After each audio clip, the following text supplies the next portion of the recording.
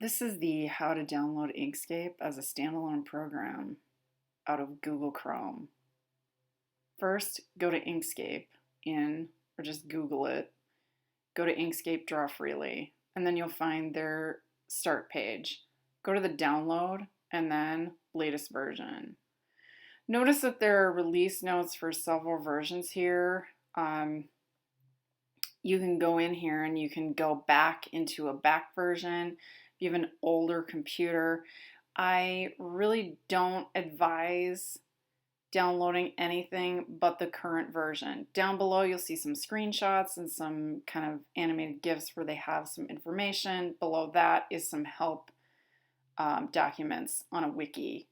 So if you click the latest version, then you'll find that there's several versions in here. If you have Linux, if you have Windows, if you have a Mac, you can download it all here. I have a Mac, so I'm going to show you how to download onto the Mac. Windows, I'm not completely sure which one you would do at this point. Just depends on your computer. Click the download button.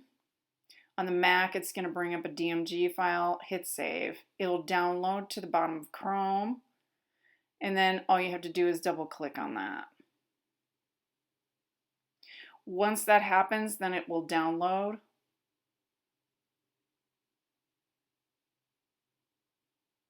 And then it'll show up as a little icon, and it should automatically open this window.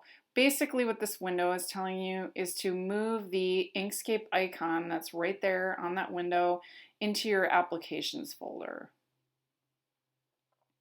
So what you could do is you can just drag it and drop it in on the Mac. You could actually drag and drop it into the shortcut there on that one window, and that would save you a step.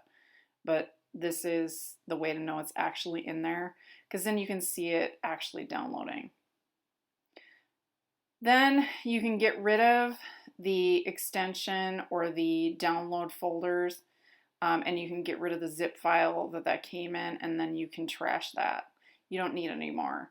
And then you can shut your web browser.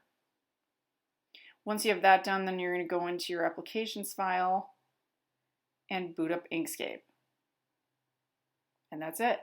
You now have Inkscape downloaded on your machine.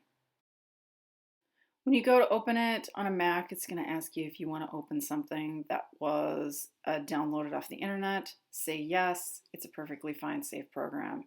And then you can start enjoying Inkscape once it loads up.